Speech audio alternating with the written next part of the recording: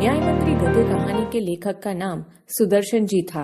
उनका जन्म सन 1896 पंजाब राज्य के सियालकोट नामक स्थान में हुआ और निधन सन 1968 में हुआ। पुष्पलता, सुप्रभात, परिवर्तन, पनघट, नगीना आदि उनके सुप्रसिद्ध कहानी संग्रह है। इस कहानी में सम्राट अशोक सर्वश्रेष्ठ न्याय मंत्री की खोज में था।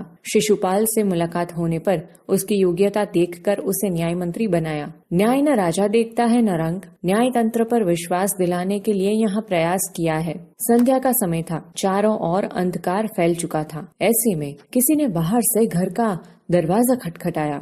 कौन है? ब्राह्मण शिशुपाल ने थोड़ा सा दरवाजा खोलते हुए पूछा। एक परदेशी, बाहर से आवाज आई। क्या मुझे रात काटने के लिए स्थान मिल जाएगा? जैसे ही शिशुपाल ने पूरा दरवाजा खोला, उनके सामने एक नव युवक खड़ा था। उन्होंने मुस्कुराकर कहा, यह मेरा सौभाग्य है। अतिथि के चरणों से यह घर पवित्र हो जाएगा। आइए, पधारिए। अतिथि को लेकर शिशुपाल घर में गए और उनका आदर सत्कार किया। फिर दोनों उस समय की देश की अवस्था पर बातें करने लगे। शिशुपाल ने कहा, आजकल बड़ा अन्याय हो रहा है, परंतु परदेशी इस बात से सहमत न था। वो बोला, दोष निकालना तो सुगम है, परंतु कुछ करके दिखाना कठिन है। शिशुपाल बोले, अवसर मिले तो दिखा दूं कि न्याय किसे कहते हैं। तो आप अवसर चाहते हैं? हाँ, अवसर चाहता हूँ। फिर कोई अन्याय नहीं होगा? बिल्कुल नहीं। कोई अपराधी दंड से न बचेगा? नहीं। परदेशी ने मुस्कुरा कर कहा, यह बहुत कठिन काम है। ब्राह्मण के लिए कुछ भी कठिन नहीं। मैं न्याय का डंका बजाकर दिखा दूंगा। परदेशी धीरे से मुस्कुराए पर कुछ न बोले। फिर कुछ देर बाद वे सो गए। सुबह उठकर परदेशी ने शिशुपाल को धन्यवाद देकर उनसे विदा ली। कुछ दिनों बाद शिशुपाल के घर कुछ सिपाही आए और उन्हें दरबार में चलने के लिए कहा। शिशुपाल सहम गए। वे समझ नहीं सके कि सम्राट ने उन्हें क्यों बुलाया है। कहीं उस परदेशी ने तो सम्राट से झूठी सच्ची शिकायत नहीं कर दी। दरबार में पहुंचकर शिशुपाल का कलेजा धड़कने लगा जब उन्होंने देखा कि परदेशी ही सम्राट अशोक है। सम्राट बोले, ब्राह्मण देवता, मैं आपको न्याय का अवसर देना चाहता हूँ। आप तैयार हैं? पहले तो शिशुपाल घबराए, फिर बोले, यदि सम्राट की यही इच्छा है तो मैं तैयार हूँ। बहुत ठीक, कल से आप न्याय मंत्री हुए, सम्राट ने कहा और अपने हाथ से अंगूठी उतारकर शिशुपाल को पहना दी। ये सम्राट अशोक की राज मुद्रा थी। अब शिशुपाल न्याय मंत्री थे। उन्होंने राज्य के समुचित व्यवस्था करना आरंभ कर दिया। उनके सुप्रबंध से राज्य में पूरी तरह शांति रहने लगी। किसी को किसी प्रकार का भय नहीं था। लोग दरवाजे तक खुले छोड़ जाते थे। चारों तरफ न्याय मंत्री के सुप्रबंध और न्याय की धूम मच गई।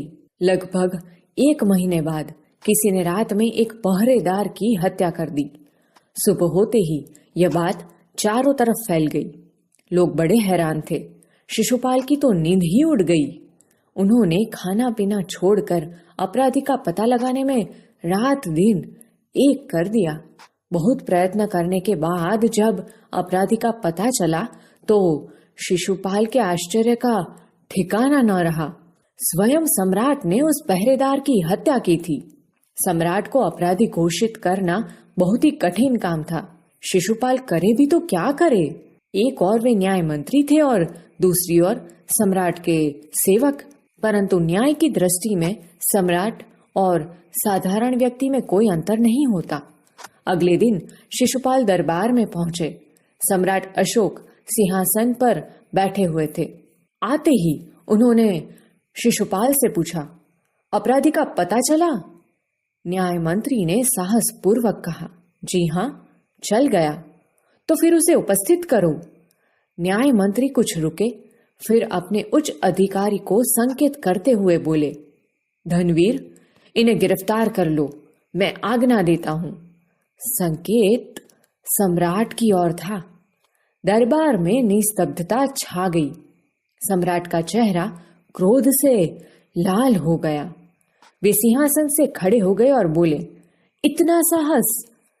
न्याय मंत्री ने ऐसा भाव प्रकट किया जैसे कुछ सुना ही ना हो। उन्होंने अपने शब्दों को फिर दोहराया, धनवीर, देखते क्या हो, अपराधी को गिरफ्तार करो। दूसरे ही क्षण सम्राट के हाथों में हथकड़ी पड़ गई। न्याय मंत्री ने कहा, अशोक, तुम पर पहरेदार की हत्या का आरोप लगाया जाता है, तुम इसका क्या उत्तर देते हो? सम्राट होठ काट कर रह गए। न्याय मंत्री ने फिर पूछा, तो तुम अपराध स्वीकार करते हो? हाँ, मैंने उसे मारा अवश्य है, पर उदंड था, सम्राट का उत्तर था। वह उदंड था या नहीं? तुमने एक राज कर्मचारी की हत्या की है, तुम अपराधी हो, तुम्हें मृत्युदंड दिया जाता है। न्याय मंत्री ने निर्णय दिया।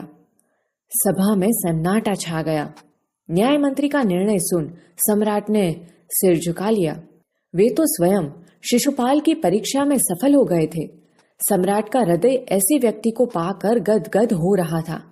तभी न्याय मंत्री का संकेत पाकर एक कर्मचारी सम्राट अशोक की सोने की मूर्ति लेकर उपस्थित हो गया। न्याय मंत्री ने खड़े होकर कहा, सज्जनों, यह सच है कि मैं न्याय मंत्री हूं, और यह भी सच है कि अपराधी को दंड मिलना चाहिए, परंतु अपराधी और कोई नहीं, स्वयं सम्राट है। शास्त्रों में राजा को ईश्वर का रूप माना गया है, इसलिए उसे ईश्वर ही दंड दे सकता है। अतएव मैं आज्ञा देता हूं कि सम्राट को चेतावनी देकर छोड़ दिया जाए और उनके स्थान पर इस सोने की मूर्ति को फांसी पर लटका दिया जाए, जिससे लोगों को शिक्षा मिले। न्याय मंत्री का न्याय सुनकर लोग जय जयकार कर उठे। जब सब लोग चले गए तो शिशुपाल ने राजमुद्रा सम्राट अशोक के सामने रख दी और बोले, महाराज, यह राजमुद्रा वापस ले ले, मुझसे यह बोझ नहीं उठाया जाएगा। अशोक ने सम्मान भरी दृष्टि से उनकी ओर देखते हुए गदगद कंठ से कहा, आपने मेरी आंखें खोल दी, आपका साहस प्रशंसनीय है, यह बोझ आपके अतिरिक्त और कोई नहीं उठा सकता। न्याय मंत्री निरुत्तर हो गए।